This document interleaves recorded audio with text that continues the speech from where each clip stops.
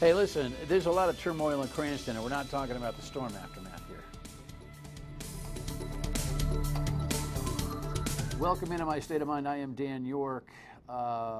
This Thursday evening program was produced yesterday afternoon. I'm actually skipping out for a few days, Thursday, Friday, and Monday. You'll see some interesting former programs tomorrow night. Just take a break from all the action. The Vinny Paz movie. Vinny Paz in a previous program was here, and he was just complete entertainment, talking about the production of his new movie, telling the story of him. So that'll be tomorrow night. And then an education roundtable on Monday night that I think, if you haven't seen, you'll find fascinating, with some gutsy educators thinking out of the box. But tonight, we're going to leave you without a rundown on the issues and kind of dig into the events of yesterday when the mayor of Cranston had his press conference regarding the state police report. So let's just dig in right away if we can. Here's the headline on WPRI.com yesterday afternoon. State police released highly critical report on the Cranston police and Ellen Fung. Here's what the report looks like, at least from the table of contents point of view. And if you isolate the first three matters, never mind all the sagas underneath, I mean, the executive summary is painful. Lack of leadership, political interference, personnel problems. Oh boy. Councilors Stikos and Arquetto are back. They were here. But before I introduce them, thank you, Jess. I just wanted to show you at least a little bit of the theme, at least the early theme, that Mayor Fung introduced at the beginning of his press conference yesterday. I want to apologize. Apologize to the residents of Cranston. I recognize I'm not perfect, but the measure of a man is not the mistake he's made in the past, but how he grows from them. And I'm growing, and I will continue to do so. It's Martin Luther King talked about the measure of the man, but then that's off the charts. You're a pretty read guy. Do you know what the? I don't know the quote. You don't know what the quote is? No. I think you. I think maybe he was just on the fly there. The measure of a man is, I don't know where I am here with the measure. Anyway, Mayor, if you're watching the show, and I'm guessing somebody in your camp is, you're welcome here, as you know. If you're going to do a press conference, you can do Dan York. We'll see what kind of answers you have for some of the more specific questions I have. But this is going to feel like a three-man gang up on Ellen Fung for a reason. That was not good. But that's my take. What was your take on, this is Thursday, yesterday's press conference and the like? Well, I haven't seen the press conference, but I was appalled by his performance before the city council when he made the statement, "I didn't create these problems." He's been the mayor for 7 years. He's the one that put the police chief in, who is just sliced up in this report. So he did create these problems. Well, he's trying to talk about this in terms of a generational, historical, 30, 40, 50-year cultural thing that he just inherited. I disagree. I think he compounded the problems. I think Mayor Fung compounded them and allowed them to fester and gotten so much bigger and more complicated because he wouldn't act. Okay. These are the two political victims, if you will, of the original Ticketgate scandal, which is, it's almost like calling it the headliner in a series of stories that make up the state police report. You'll remember the Ticketgate scandal, where the tickets in the districts that these two gentlemen represent were aplenty around a couple of nights back in November 2013, when the police contract was not ratified in the Finance Committee of the Cranston City Council because these two guys voted no. We can go back and replay all that, but I don't have time for that. What I would suggest you do is look at the show that we had about 10 days ago with these two counselors on foxprovidence.com, or just do a little research as to what went down. The process, the last time you guys were here, which was last week-ish, we hadn't seen the state police report yet. Correct.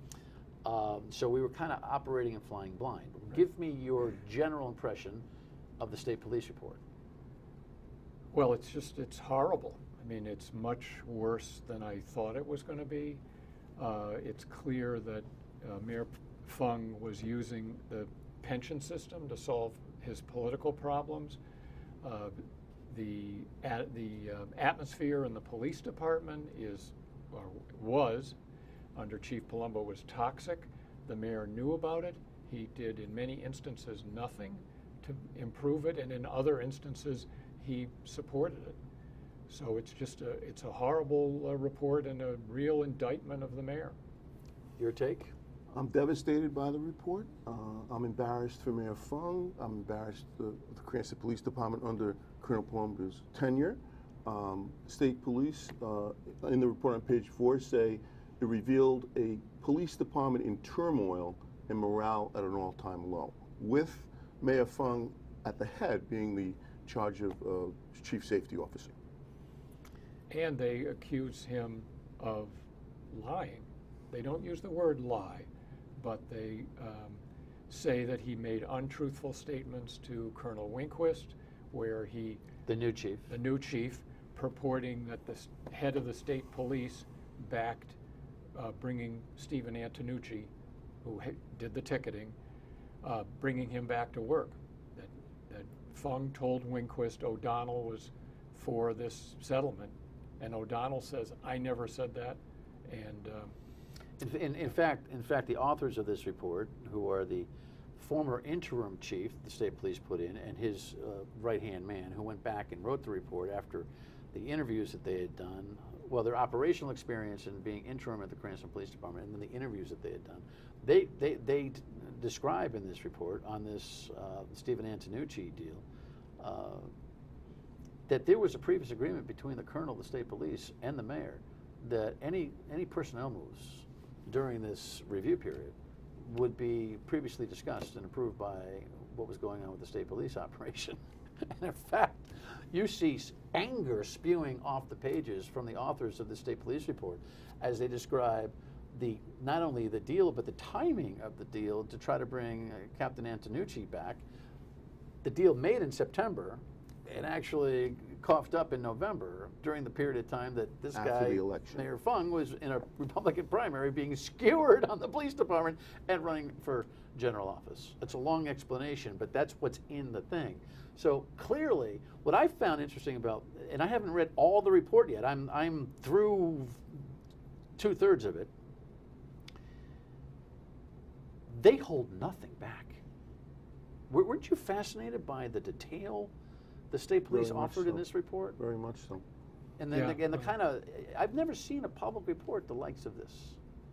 The way they tell the stories, and they don't hold much back.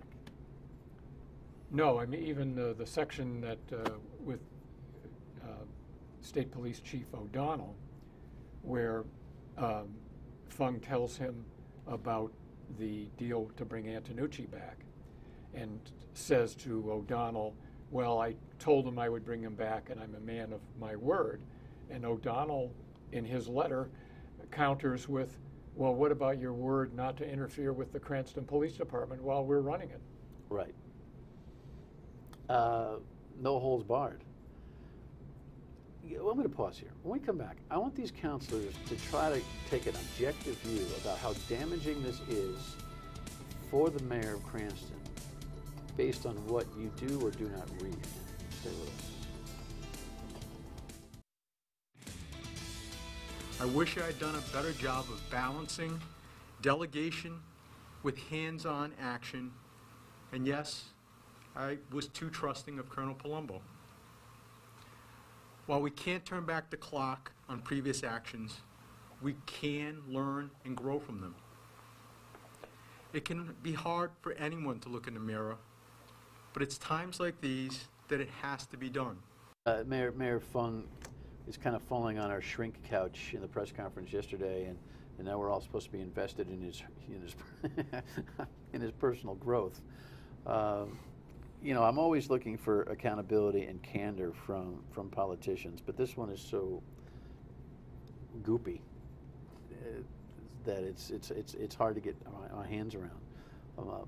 The councilors from Cranston are here, two of them, of course, who are at the middle of this ticket gate controversy. First of all, reaction to that, I trusted the chief I hired too much. Well, it's very vague, and he doesn't talk about the specific allegations in the report, the specific facts that the Many state of which are police horrifying, found, by the way. which are, yes, terrible. And when he put Palumbo out on administrative leave, he let him stay on administrative leave, and so that he could get an extra year on his pension.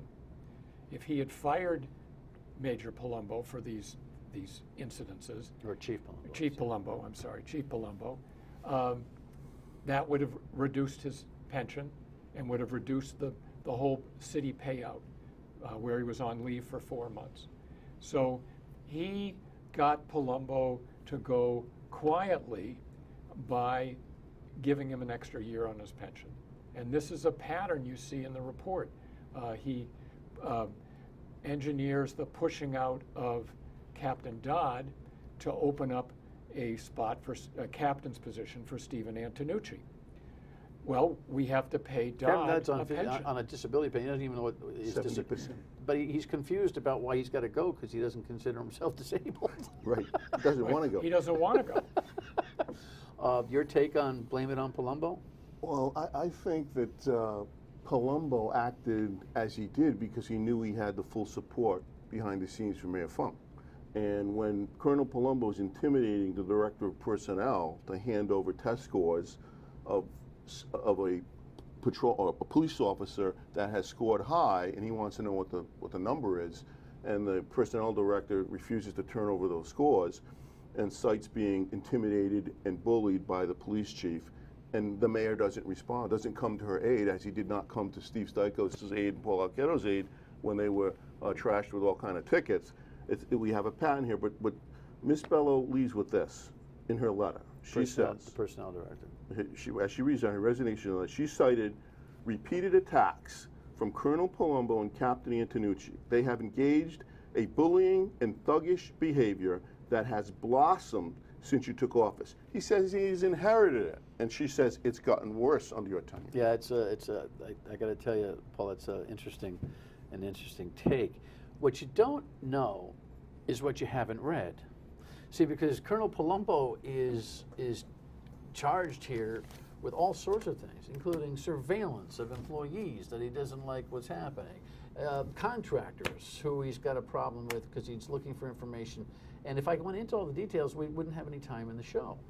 But it comes to this point that I wanted to ask you guys about, and that is the difference between an intimately informed public and a surfacely informed public. Superficial, sure. Superficially is a better word. Thank you, Paul. It's 180 pages.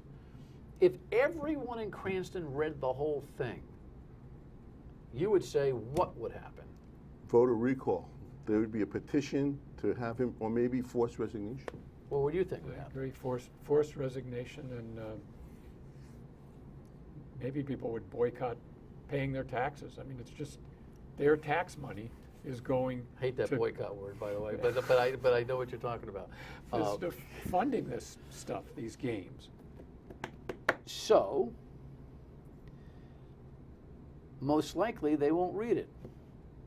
They'll rely. They're working for a living. They got stuff to do. Yeah, true. I bet you 1% of the Cranston residents will read this report.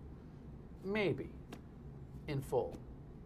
So now what is the council's role in trying to vet, show exasperation, demand accountability for something that Alan's saying, look, I made a couple of mistakes.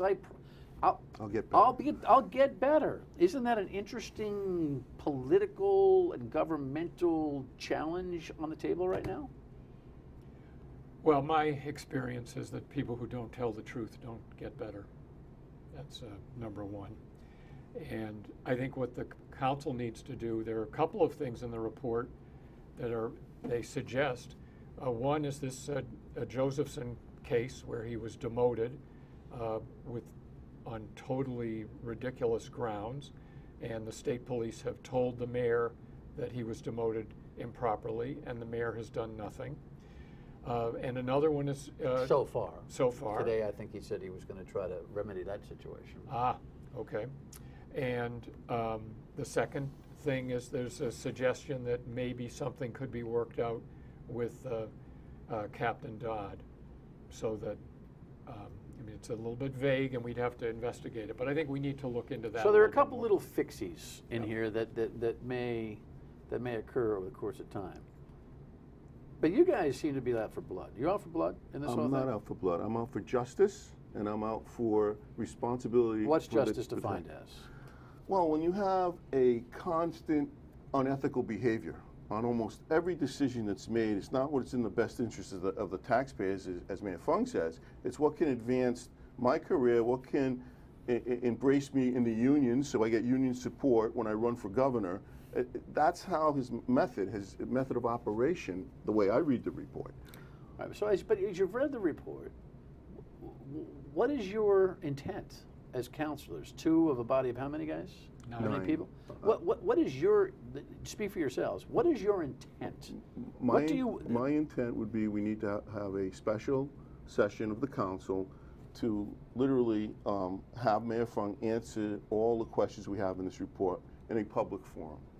And if we find out that he's lying or he acted improperly or unethically, at that point, I think the council, in my opinion, needs to draft the resolution of no confidence, and we go from there. What will be the meter on that? We ask you a bunch of questions. Who will determine who's telling the truth and who's not? I mean, that's what I'm trying to figure out in terms of what I don't envy what the council's responsible challenge is to this report, but how do you execute what Paul wants to do? Do you agree with what he says? Well, I agree we need to hear from the mayor because I think that's only fair in a public session. Well, he did a press conference today, but you guys haven't formally called him to the chamber yet, correct? Correct. Right. Will you do that as a body, do you think? I hope so. You know, I'm one of 9. I'll certainly support it. What about John Lanny's take on this? You think he'll call the mayor to the chamber, the president of the council? I haven't talked to John since I got the report. I'm focused on reading the 180 I'm not going to speak pages. for John, but I think John has the best interest of the city.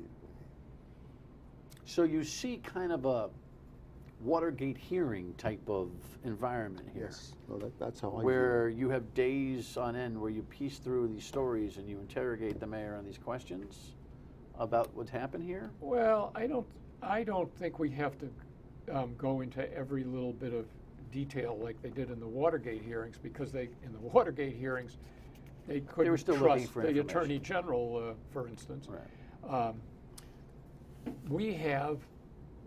I don't think we're going to get a better source than the Rhode Island State Police. And I thought that at the beginning when Paul and I called for them to come in and investigate. And the mayor was, as you remember, very resistant to that. Oh, we're going to handle it internally. And we can see how it would have been handled internally by the way they handled other things. They probably would have threatened Paul and I with criminal charges if we didn't shut up, which is what they did to rank and file members of the police department. I think that's completely plausible, and if you think he's making that up, read the report and you'll see the MO. You, in the last visit here, talked about a council investigation, per se, and I kind of went, huh, and you kind of went, now? Yes? No? Yeah, I think that would be part of the public forum if we discover something that perhaps the state police didn't pursue, and we end up discovering something. I think we need to go in that direction. The ACLU asked for that today. Steve Brown, again, this is Thursday. This all happened on Wednesday. This was on WPRO. It's hard to believe that there aren't other issues beneath the surface that simply weren't part of the investigation. It almost seems like it was par for the course for high-ranking police officials to feel that they had the absolute authority to engage in extremely questionable conduct in order to punish other police officers that they didn't like for one reason or another. All right, we'll give the counselors a moment to pause on that. When we come back, final thoughts from each of them on this saga that's not going away. Stay with us. What I'd like to make.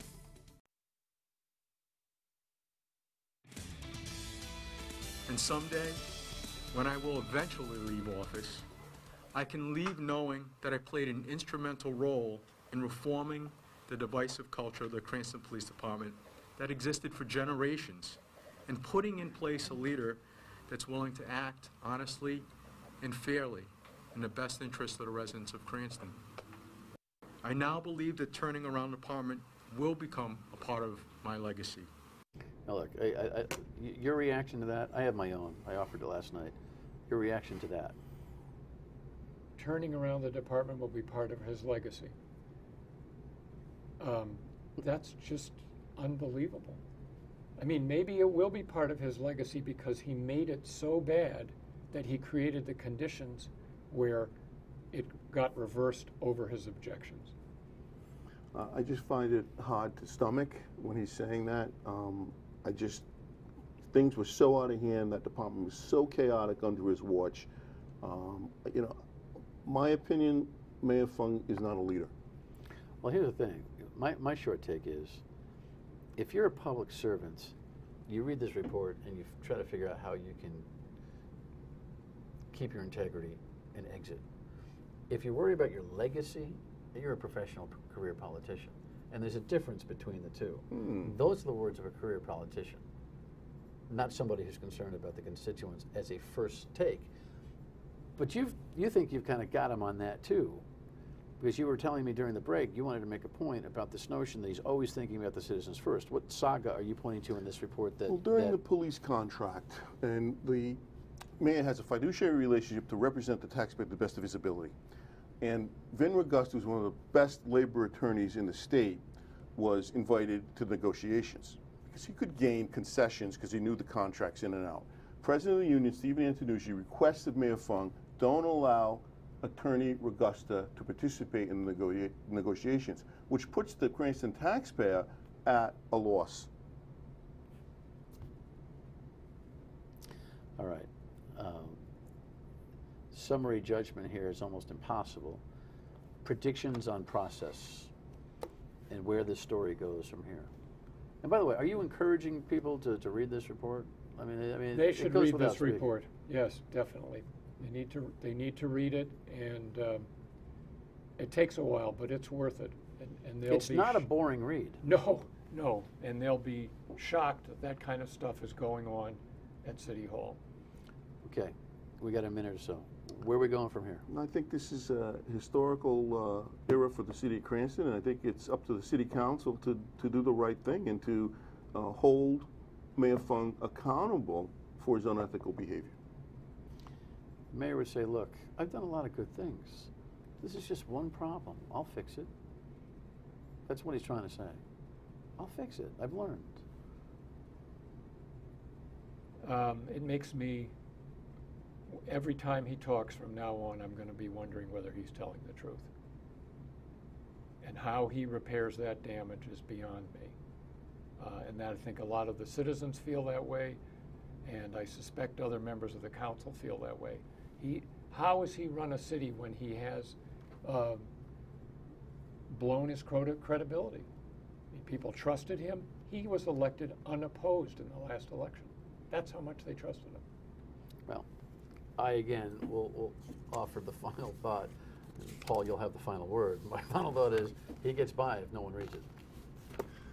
I think Mayor Fung should sort of think about his political legacy. He should think about his integrity and how to look people in the eye and live life and go on. All right. We'll stay in touch. Good luck, fellas. Final word and we come back. Stay with us. All right. So what I'm trying to tell you here, folks, and I can't reiterate this more clearly. You're not going to believe what's happened with the Cranston Police Department unless you read the state police report. If you read the state police report, you're going to say, I can't believe it, but you'll understand the detail, the nuance, and the disgust that the state police have about what happened with the Cranston Police Department. It's up to you. It's on you.